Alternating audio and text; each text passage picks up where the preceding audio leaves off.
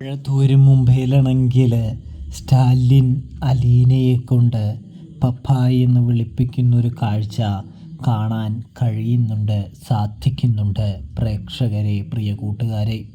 ഇതേ സമയമാണെങ്കിൽ നമ്മുടെ അലീന സ്റ്റാലിൻ്റെ മുറിയിലേക്ക് എത്തുകയാണ്.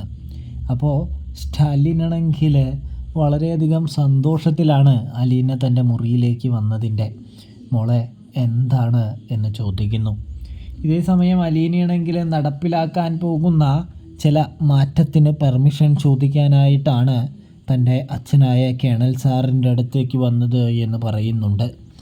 ഇതേ സമയം കേണൽ സാറ് എന്ന് വിളിക്കുന്നത് നമ്മുടെ സ്റ്റാലിൻ അത്ര പിടിക്കുന്നില്ല.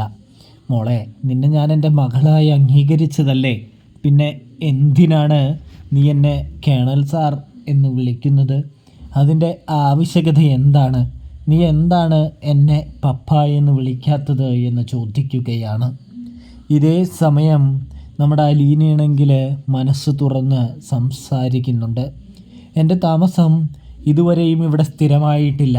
പിന്നെ ഞാൻ താങ്കളെ, അതായത് സാറിനെ പപ്പ എന്ന് വിളിച്ചു കഴിഞ്ഞാൽ പിന്നെ അത് വലിയ പ്രശ്നമാകില്ലേ? ഇവിടെ നിന്ന് പോവേണ്ടി വന്നാൽ അത് വലിയ വിഷമാകില്ലേ എന്ന് പറയുമ്പോൾ നീ എവിടേക്കും പോകില്ല എന്ന് സ്റ്റാലിൻ വാക്കു കൊടുക്കുന്നു.